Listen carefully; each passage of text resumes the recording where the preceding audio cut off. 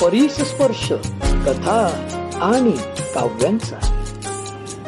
नमस्कार मित्रांनो, परिस्पर्श कथा आणि काव्यांचा या माझ्या युट्यूब चॅनलमध्ये पुन्हा एकदा आपल्या सगळ्यांचं स्वागत. मित्रांनो, सासूबाई जोमात सुनबाई कोमात, सुनबाई जोमात सासूबाई कोमात हे दोन व्हिडिओ आपल्या सगळ्यांच्या पसंतीस उरलेत, कारण याचे व्ह्यूअर्स हळूहळू वाढतायत यावर मलाही खात्री पटली. मित्रांनो, सासू असो किंवा सून असो, म्हणजे आपण काही घरांमध्ये पाहतो की काही घरांमध्ये सासू छळ करते सुनेचा, काही घरांमध्ये सून छळ करते सासूचा, तर काही घरांमध्ये ह्या दोघांचा मिलाप खूप चांगल्या प्रकारचा आहे. म्हणजे सासू आणि सून या भूमिका करणाऱ्या स्त्रिया वाईट नाहीये, तर ते जे पद आहे ना, ते पद एकमेकांच्या विरोधात उभं राहतं. आणि आपण ज्या लोकांच्या सानिध्यात राहतो ती लोक कुठल्या संस्काराची आहेत तशा पद्धतीचे ती लोक आपल्या मनावर एकमेकांच्या विरोधातली मतं बिंबवतात आणि आपण तसं करतो. आपण म्हणजे सासू सुनेच्या बाबतीत आणि सून सासूच्या बाबतीत. मित्रांनो, या पुढची कथा आपण पाहणार आहोत ह्याच पथडीतली. त्या कथेचं नाव आहे सँडविच. सँडविच म्हणजे कोण? की ज्या सुनेचा नवरा आहे तो आणि ज्या आईचा मुलगा आहे तो. म्हणजे आपण या दोन्ही कथेच्या माध्यमातून पाहिलं की सासूला वाटतं की मुलगा माझ्यासारखा वागावा, सुनेला वाटतं की नवरा माझ्यासारखा वागावा. म्हणजे जो नवरा मुलगा आहे त्याचा सँडविच झालेला असतो. काय होतं की आईने आपल्याला लहानापासून मोठं केलेलं आहे आणि आपण आईचं ऐकायला पाहिजे, या वयात तरी आईला सुख दिलं पाहिजे अशी भूमिका मुलाची असते आईच्या बाजूने. पण त्यावेळेस मुलीला काय वाटतं, म्हणजे जी लग्न करून आलेली मुलगी आहे तिला काय वाटतं की तू अजून सारखं आईचाच ऐकतोस, आईचा तू अजून बाबूच राहिलेला आहे. तिला काय वाटतं की तुझ्यासाठी मी माझं घर सोडून आलेले आहे, माझे नातेवाईक सोडून आले, माझं संपूर्ण विश्व मी तुझ्यासाठी सोडून आलेली आहे, तर तू माझं का ऐकत नाही. त्यामुळे सासूला म्हणजे आईला, त्या मुलाच्या नवऱ्या मुलाच्या आईला असं वाटतं की एवढ्या वर्ष आम्ही याला पालन पोषण करून शिक्षण देऊन लग्न करून मोठं केलं आणि नुकत्याच आलेल्या नवऱ्या मुलीचा हा ऐकतोय, तिच्या तालावर नाचतोय असं त्या आपल्या आईला म्हणजे नवऱ्या मुलाच्या आईला वाटतं. आणि आई त्याला दूषण देते की बायकोचा बैल झाला म्हणून. त्याच्यामुळे काय होतं, एका बाजूने आई अशी त्या मुलाला खेचते, दुसऱ्या बाजूने बायको ह्या बाजूला खेचते. तर इकडून तिकडे ते आपल्याला म्हणतात ना की ते रस्सीचा खेळ असतो. एक मध्ये एखादा व्यक्ती उभा असतो आणि काही जण त्याला इकडून खेचत असतात, काही जण तिकडून खेचत असतात. तशा पद्धतीत या नवऱ्या मुलाची स्थिती होते. अगदी त्याचं सँडविच होतं. आईचं ऐकावं तर बायको नाव ठेवते, बायकोचं ऐकावं तर नवरा नाव, बायकोचं ऐकावं तर आई नाव ठेवते. मग आता करावं काय? सँडविच या कथेच्या माध्यमातून दोनच ओळी मला आपल्याशी बोलावंसं वाटतं. ते दोन ओळी अशा आहेत. सासू सोनेच्या इगोन गोंधळ मांडिला, सासू सोनेच्या इगोन गोंधळ मांडिला, गोंधळ मांडिला आणि शेजाऱ्यांनो गोंधळाला यावे. सासू सोनेच्या इगोन गोंधळ मांडिला, गोंधळ मांडिला मी आपतानो गोंधळाला यावे. उधे उधे उधे उधे सासू सुनेच्या इगोन सँडविच झाला ग, सँडविच झाला नवऱ्याचा, सँडविच झाला हो. उधे उधे उधे. मित्रांनो, सँडविच ही गोष्ट आपण खूप स्पोर्टिंगली घ्याल आणि गोष्ट ऐकताना आपल्याला हसू येईल याची मला खात्री आहे. तर सुरू करूया सँडविच ही गोष्ट. सकाळपासून हा आपला अमर नावाचा जो तरुण आहे त्याच्या घरामध्ये रोज सकाळपासून या दोघा सासू सुनेंचे वाद होतात. वादाची विषय आपल्या सगळ्यांना माहितीच आहे, कारण अशा स्वरूपाच्या वातावरणातून आपणही गेलोय. आपल्याही घरामध्ये तू मैमय या सासू सुनेचं झालेलं असतं, म्हणजेच आपल्या आईचं आणि आपल्या पत्नीचं झालेलं असतं. कोणाची समजूत काढू, आईची समजूत काढू की पत्नीची समजूत काढू, या भूमिकेतून आपण सगळे पुरुष गेलेलो असतो. मीही गेलेलो आहे, तुम्ही गेलेला असाल याची मला खात्री आहे. आणि प्रत्येक तरुणाला, प्रत्येक व्यक्तीला इकडे हसू येत असेल की अरे ही कथा माझ्यावर गुंफवलेली आहे असं वाटत असेल, तर तसं काही नाहीये. ते म्हटलं जातं ना की घरोघरी मातीच्या चुली, तशातला हा प्रकार आहे. तर मग तो अमर नावाचा तरुण आहे, त्याला प्रश्न पडतो की आई म्हणते की चल बाबा तुला आमच्या सोबत राहायचं नसेल तर घर सोडून जा. पत्नी म्हणते कोण यांच्या सोबत राहणार, आपण घर सोडून जाऊया. पण आता आईलाही सोडू शकत नाही, समाज नावं ठेवेल की लग्न करून बायकोला घेऊन वेगळा झाला. आणि पत्नीला वेगळं सोडू शकत नाही, कारण तिने सगळ्यांना सोडून आपला हात धरून आपल्या घरी आलेली आहे, आपल्या संसारात ती आपली सहचारणी झालेली आहे. आता द्विधा मनस्थिती असलेला या नवऱ्या मुलाचं होतं काय, तर त्याला त्याचे वडील समजवतात की बाबा ज्या वातावरणातून तू आता प्रवास करत आहे, ज्या गोष्टीला तू आता तोंड देत आहेस, हेच तुझ्या जन्माच्या अगोदर ज्यावेळेस माझं लग्न झालं होतं त्यावेळेस मी सुद्धा ह्याच प्रसंगांना सामोरं गेलो होतं. फक्त फरक एवढा आहे की त्यावेळेस तुझी आई सुनेची भूमिका करत होती आणि त्यावेळेस माझी आई सासूची भूमिका करत होती. काय असतं की आज जी सून आहे तिला सुनेचीच बाजू चांगली वाटते, योग्य वाटते. आणि काही वर्षाच्या नंतर ती सून ज्यावेळेस म्हातारी होते, त्या तिच्याही मुलाचं लग्न होतं, त्यावेळेस तिला सासूची बाजू योग्य वाटते. सासूची बाजूही योग्य, सुनेची बाजू योग्य. तुम्ही कुठल्या भूमिकेत आहात, तुम्ही कुठल्या वयात आहात, तेच भूमिका तुम्ही योग्य समजता. मग काय होतं की यांच्या घरात रोजच वाद होतो. मुलीकडचे जे असतात म्हणजे सुनेकडचे ज्या मैत्रिणी आहेत त्या नेहमीच सासू किती चुकीची आहे हे तिच्या मनामध्ये बिंबवत असतात. मुलीच्या माहेरची लोक जी आहेत ती तुझी सासू किती वाईट आहे, तू काय घाबरू नको, आम्ही तुझ्या सोबत आहोत, सासूने अशी डावपेच आखली तर तू असं कर, तू तसं कर, असं तिला न समजवता म्हणजे एकमेकांवर कुरघोडी कशी करायची असे त्या सुनेच्या माहेरची लोक, सुनेच्या ऑफिसची लोक, सुनेच्या मैत्रिणी तिला अशा न समजवता तिला कुरघोडीचं वातावरण निर्मिती करत असतात.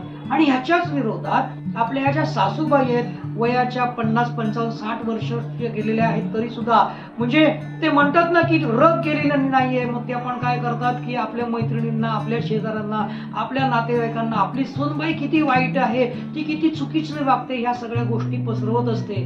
तात्पर्य काय माहितीये का, इथे आपणच आपल्या अंगावर चिखल पडून घेत असतो. सून काय करते की माझी सासू किती वाईट आहे, सासू तेवढी वाईट नाही वागली तरी सुद्धा सासू किती वाईट आहे हे आपल्या बाहेरच्या लोकांना, आपल्या मैत्रिणींना बोंबाबोंब करून सांगत असते. आणि तसंच माझी सून किती वाईट आहे आणि मी किती चांगली आहे असा देखावा सासू सुद्धा सुनेबद्दल करत आहे. तात्पर्य एकाच घरातल्या लोक एकमेकांवरती चिखलफेक करत आहेत. त्यांना माहिती नाहीये की आपल्याला ही एकमेकांवर कुरघोडी करायला सांगणारी जी लोक आहेत ती मजा घेत आहेत, बिना पैशाचा तमाशा बघत आहेत. आणि ते तमाशा बघत नाहीयेत, आपण त्यांना तमाशा दाखवतोय. त्या तमाशाला कारणीभूत आपण स्वतः आहोत. तर ह्या जो अमर नावाचा तरुण मुलगा आहे त्याची द्विधा मनस्थिती होती, आता करायचं काय. त्यावेळेस त्या अमरचे वडील त्याला समजवतात की एक काम करूया, तुझी आई, मी सुद्धा तुझ्या आईची बाजू घेतली तर आई म्हणते तुम्ही गप्प बसा, तुम्ही अजिबात मध्ये बोलू नका, एवढ्या वर्ष मी तुमचंच ऐकत आलेलं आहे, माझी सत्ता ढासळत चाललेली आहे. म्हणजे त्या सासूला असं वाटतं की रेडीमेड सुनबाई आपल्या घरामध्ये आल्यावरती या सासूने जे काही वैभव जमवलेलं आहे त्याच्यावरती ती महाराणीसारखी सत्ता करणार म्हणून तिच्या मनामध्ये भीती असते. म्हणून ती आपल्या नवऱ्याला सुद्धा गप्प बसवते. आणि सून म्हणते मी रेडीमेड आली म्हणजे मी काय मोलकरणी नाहीये, मला सुद्धा माझं आयुष्य आहे, मला सुद्धा माझं मन आहे, मला माझ्या सुद्धा भावना आहेत, मला तुम्ही जर मोलकरणी सारख्या वागवणार असेल तर मी तर चालले माझी बॅग भरून. मग आता करायचं काय. मग या नवरा मुलगा जो अमर आहे त्याचे वडील त्याची समजूत घालतात आणि म्हणतात एक काम करूया, या दोघी ऐकत नाही, मलाही माझी बायको म्हणजे तुझी आई अयोग्य वागते असं वाटतंय, परंतु तिच्या समोर मला बोलता येत नाही. आणि कधी मी तुझ्या बायकोची बाजू घेतली तर तिला मी सुनेची बाजू का घेतोय याचा त्रास होतो. त्यापेक्षा आपण काम करूया, या दोघींना जे भांडायचं आहे ते भांडू दे. आणि भांडताना या दोघींचं लक्ष काय असतं की शेजाऱ्यांपर्यंत ती भांडणं कशी पोहोचवायची, नातेवाईकांपर्यंत ती भांडणं कशी पोहोचवायची, आपल्या मैत्रिणींकडे ती भांडणं कशी पोहोचवायची. आणि त्या भांडणामध्ये मी किती योग्य आहे आणि समोरची व्यक्ती किती अयोग्य आहे हेच दाखवण्याचा ते प्रयत्न करत असतात.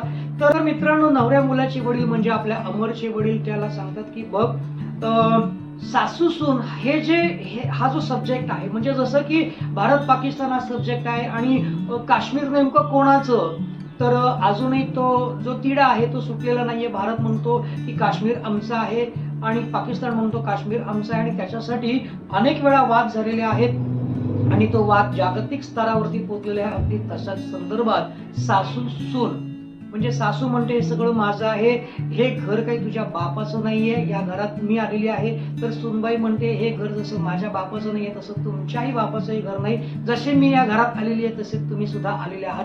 तर ते नवऱ्या मुलाचे वडील म्हणजे अमरचे वडील त्याला समजवतात की सासू सुनेचा वाद हा अनेक दशकांपासून अनेक पिढ्यांपासून तसाच चालत आलेला आहे, त्याच्यावरती तोडगा अजूनपर्यंत निघालेला नाही. तर आपल्या डोक्याला आपण त्रास करून घेण्यापेक्षा आपण एक काम करूया, चल मी सुद्धा काही माझ्या मित्रांसोबत बाहेर जातो पिकनिकला, तू सुद्धा तुझ्या मित्रांसोबत बाहेर जा पिकनिकला. कारण हे टेन्शन आपण घ्यायचं नाही, याच्यातून आपल्याला मार्ग काढता येणार नाही. आणि किती आपण मार्ग काढण्याचा प्रयत्न केला तरी या दोघी काही सुधारणार नाही.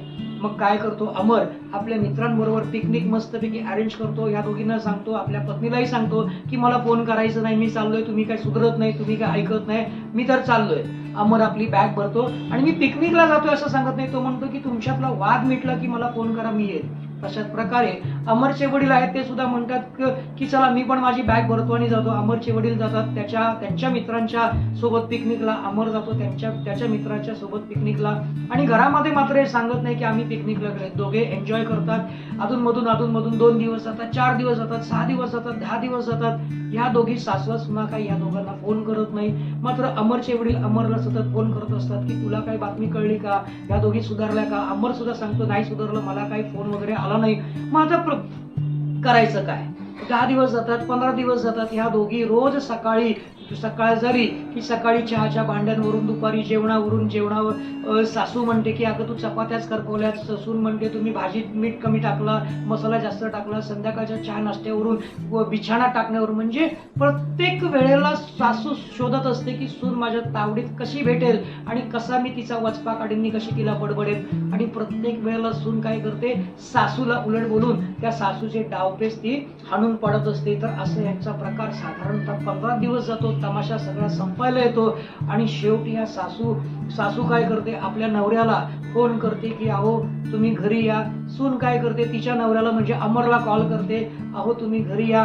आणि हे दोघे आनंदाने आपल्या एकमेकांना म्हणजे मुलगा वडिलांना फोन करतो की बाबा मला फोन आला होता, चला. म्हणजे ह्या दोघींची भांडणं मिटली आणि दोघेही कुठे वेगवेगळ्या ठिकाणी पिकनिकला गेलेला असतात. त्यांच्या शहरात येतात, स्टेशनला दोघांची भेट होते आणि दोघेही मस्त स्वीट घेतात, आनंदाने देवाच्या पाया पडतात की देवा शेवटी 10-15 दिवसाच्या नंतर या दोघींची भांडणं मिटली, म्हणजे आता आपण घरात शांततेत नांदायला बरं, आपला संसार व्यवस्थित झालेला बरा.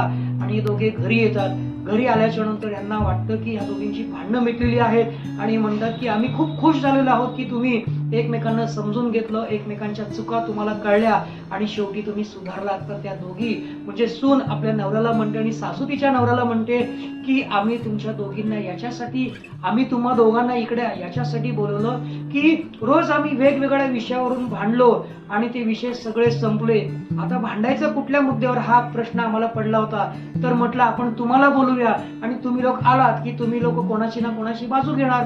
माझा नवरा माझी बाजू घेतल्यावरती सासूच्या पोटात दुखणार, मग सासू परत भांडण करून काढणार. सासऱ्याने माझी बाजू घेतल्याच्या नंतर सासूच्या पोटात दुखणार, मग परत सासू भांडण करून काढणार. अशा पद्धतीत सून म्हणते आणि तशाच पद्धतीत सासू सुद्धा म्हणते. मग इकडे आल्याच्या नंतर ते दोघेचे बाप बेटे असतात, ते डोक्यावरती असं डोकं घेतात आणि भिंतीवरती असं आपटू लागतात आणि दोघेही जोरजोरात हसू लागतात. तर मित्रांनो, मला सुद्धा सांगताना इथे हसू यायला लागलं की सासू सुना काही सुधारणार नाहीत आणि त्यांच्यातला वाद कधी मिटणार नाही. हा जो प्रश्न आहे, हा प्रश्न हा अपूर्णच आहे. जसं भारत पाकिस्तानचा प्रश्न काश्मीरच्या संदर्भात अपूर्ण आहे, तसं पिढ्यानपिढ्या हा प्रश्न टांगणीला लागलेला आहे. या प्रश्नाचं उत्तर तुम्हालाही सापडलं तर मला नक्कीच सांगा, मेसेज करून सांगा. तर सासू सुनेच्या वादामध्ये म्हणजे जे सासरे आहेत त्यांचाही सँडविच झालेला असतो आणि सासू सुनेच्या वादामध्ये आपला जो अमर नावाचं कॅरेक्टर आहे त्याचंही सँडविच झालेलं असतं आणि एकीकडून सासू खेचत असते, दुसरीकडून सून खेचत असते आणि दोघांचाही सँडविच झालेलं असतं. तर मला मित्रांनो खात्री अशा प्रकारचं सँडविच आपल्या सगळ्यांचं नक्कीच झालंय. माझंही सँडविच झालं होतं की पत्नीचं ऐकू की आईचं ऐकू, तुमचंही सँडविच झालं असेल याची मला 1000% खात्री आहे. तर मित्रांनो, आपल्या सगळ्यांना ही गोष्ट नक्की आवडली असेल आणि हो, प्रत्येक सासू सुंदर ही गोष्ट पाहत असेल किंवा ऐकत असेल तर तिलाही हसू येत असेल. तर आपण या सगळ्या गोष्टी स्पोर्टिंगली घेणार आहोत. आपल्या घरात अशा कुठल्या बाबतीवर, कुठल्या विषयावरती अशा गोष्टी झालेल्या आहेत की आपल्या सगळ्यांचं सँडविच झालेलं आहे. तर मित्रांनो, कशी वाटली सँडविच नावाची माझी कथा? तर माझ्या कथेला लाईक, शेअर आणि सबस्क्राईब करायला विसरू नका. आणि हो, परिस्पर्श कथा आणि काव्यांचा या माझ्या चॅनलच्या माध्यमातून ज्या मी या मोटिवेशनल कथा किंवा विनोदी कथा आपल्यासमोर मांडतो, त्या कथा आपल्याला कशा वाटतात हे मेसेज करून नक्कीच सांगा. तर मला खात्री आहे सँडविच नावाची कथा आपल्या सगळ्यांना नक्कीच आवडली.